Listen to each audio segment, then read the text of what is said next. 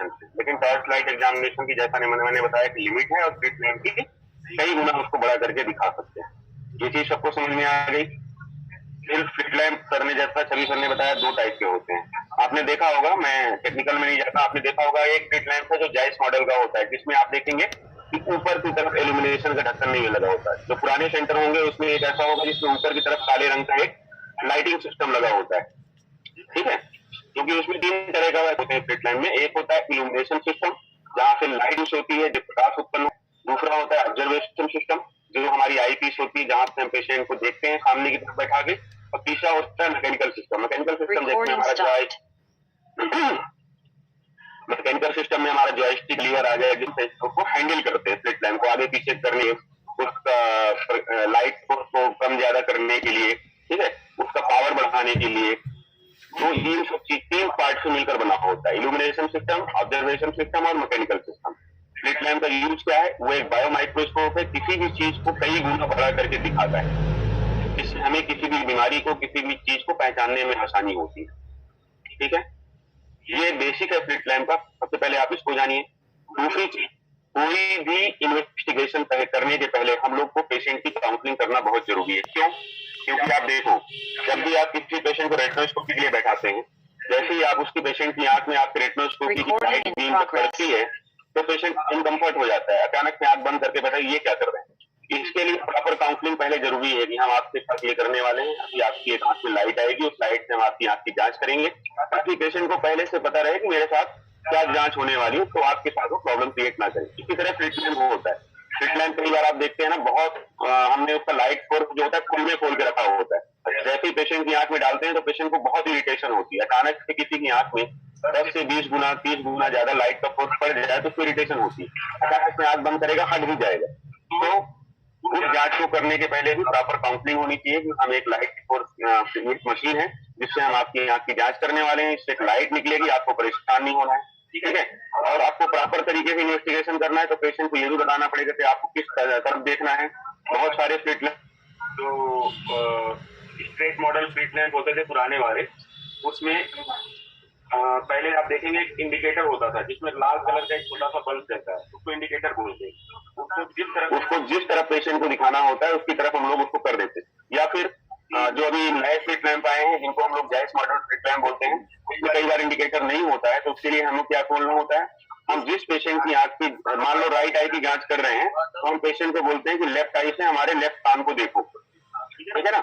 हमेशा बोलते हैं कि मेरे कान की तरफ देखो या मेरे कान को देखो, उसका है दिखेगा और आपको ऑब्जर्वेशन करने में आप तो इन्वेस्टिगेशन करने के पहले, चाहे आप स्ट्रीट लैंप एग्जामिनेशन कर रहे हो, चाहे आप रेटिनोस्कोप कर रहे हो, चाहे आप ऑप्थेल्मोस्कोपी कर रहे हो, चाहे आप टेस्ट स्क्रीनिंग कर रहे हो, कुछ भी करने के पहले पेशेंट की प्रॉपर काउंसलिंग बहुत जरूरी होती है। उसको बताना होता है कि हम आपके साथ क्या परफॉर्म करने वाले हैं और इससे आपको क्या होगा, ठीक है। तो जब तक आप काउंसलिंग नहीं करेंगे पेशेंट आपके साथ कॉपरेट नहीं करेगा।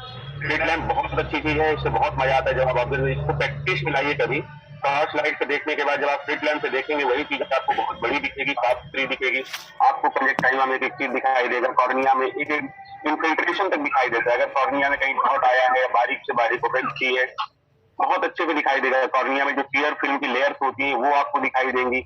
और आईलैशेस में जो आप देखते हैं जहां पर ब्लैकटाइटिस हो जाता है कई बार, या फिर बहुत सारी जेज लाइन्स होती है जिनमें हल्की फुल्की स्वेलिंग होती है, वो बहुत मजा आता है देखने में। इसको प्रैक्टिस में लाइए। मैं देखता हूँ बहुत सारे लोग सिर्फ नाम के लिए बैठाते हैं, प्रैक्टिस में नहीं ला रहे हैं इसको। आगे भी क्लास कंटिन्यू करेंगे सभी सर, लेकिन इसको प्रैक्टिस में लाना है। तो 3 चीजें ध्यान रखना है। स्ट्रीट लैंप बायो माइक्रोस्कोप होता है, किसी भी चीज को बड़ा करके दिखाता है, ठीक है। इससे हम लोग बहुत सारे यूजेज हैं और बहुत सारे हम जैसे 90 भी यूज करके पीछे भी देख सकते हैं, पर्दा रेटिना बोल भी देख सकते हैं। जो काम आप ऑप्थेल्मोस्कोप से कर सकते हैं वही काम आप स्ट्रीट लैंप से भी कर सकते हो। उसके लिए आगे प्रैक्टिस की जरूरत होती है। गोनियोस्कोपी यूज करके एंगल देख सकते हैं। ग्लाउकोमा में सबसे ज्यादा इंपॉर्टेंट क्या होता है, पेरिफेरी विजन के अलावा जो फील्ड विजन होता है उसके बाद क्या इंपॉर्टेंट होता है, इंपॉर्टेंट होता है आपका एंगल ऑफ एंटीरियर चेंबर, जो ब्लॉक हो जाता है कई बार, जिसकी वजह से एक्वस का फ्लो बंद हो जाता है और आंख का प्रेशर बढ़ता है। गोनियोस्कोपी की मदद से वो भी देख सकते हैं, लेकिन उसको आपको प्रैक्टिस में जब धीरे धीरे लाएंगे तभी समझ में आएगा। मेन चीज स्ट्रीट लैंप बायो माइक्रोस्कोप होता है, किसी भी चीज को बड़ा करके दिखाता है। 3 सिस्टम होते हैं इसमें, इल्यूमिनेशन सिस्टम, ऑब्जर्वेशन सिस्टम और मैकेनिकल सिस्टम, ठीक है। हर एक सिस्टम का अपना यूज है। फिर फिल्टर्स होते हैं, फिल्टर्स का अलग अलग यूज है, वो आगे सभी सर आपको कंटिन्यू करेंगे। Okay, thank you.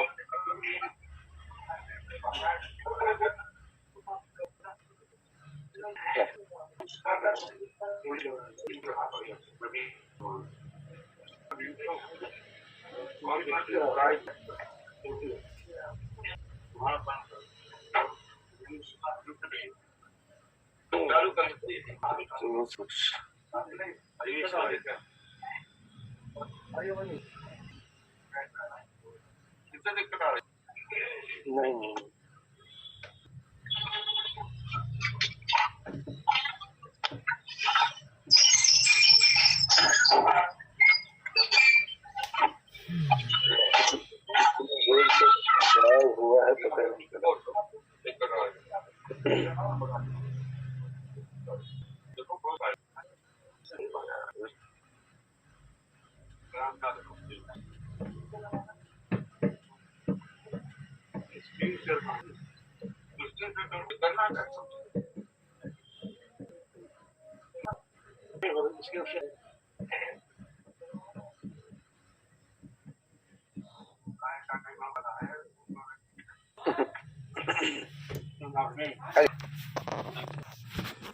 Hello hello Rakesh sir को धन्यवाद जो आप सब लोगों को बहुत अच्छे सिखाया सब आया उन्होंने। नहीं हो आप सकते हैं आपके स्ट्रीट लैम्प आर्ट्स का फिगर डिस्क्राइब है।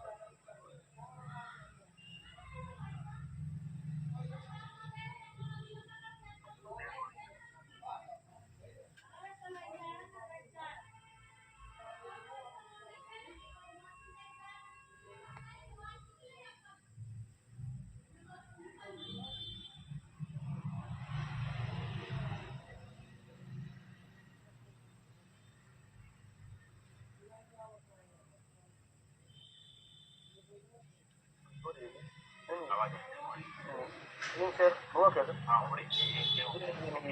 दूसरा मैंने किया जहाँ पर था मैं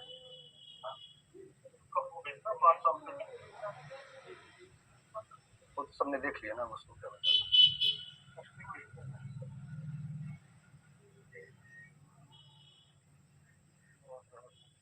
न्यू स्क्रीन शेयर ठीक है क्लियर।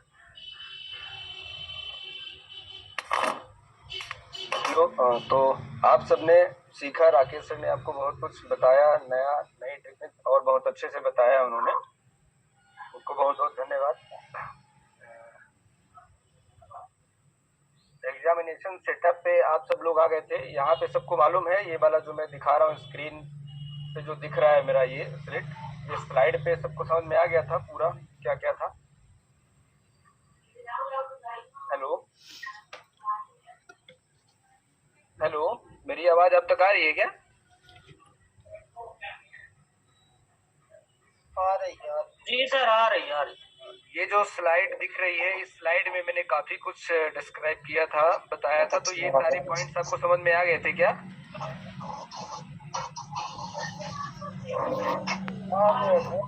ठीक है, आप एक बार रिपीट आप इसको फिर से समझ लीजिए। जैसे पास आता है जैसे आपको पीआई का एग्जामिनेशन करना है तो सबसे पहले आपको अपना जो सीट लेते हैं उस सीट टाइम का आईपीडी आपको सेट करना है अपने आई के अकॉर्डिंग। सीट टाइम के आई पीस का जो आईपीडी है उसे सेट करना है।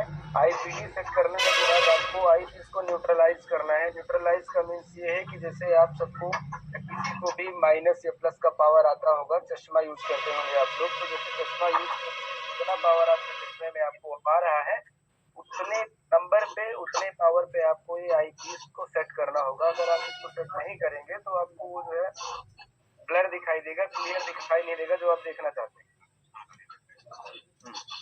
और फिर उसके बाद आप उसको चश्मा लगा के करेंगे तब भी उसको 0 करना है। उसके बाद आपको एडजस्ट करना है, आपको अपने टेबल को एडजस्ट करना है पेशेंट की हाइट को ध्यान देते हुए कि आप कितने पे बैठे हुए हैं। पेशेंट को ऊंची हाइट पे बैठाना है तो आप दोनों का जब बराबर एंगल रहेगा, बराबर में बैठेंगे तभी आप प्रॉपर देख पाएंगे। अगर वो आपका एंगल प्रॉपर नहीं बन पाएगा तो आप क्लियर नहीं देख सकते उसको। उसके बाद आप चिन रेस्ट को एडजस्ट करेंगे और फॉर देंगे, प्रॉपर जब एडजस्ट इसको तभी आप प्रॉपर पाएंगे। उसका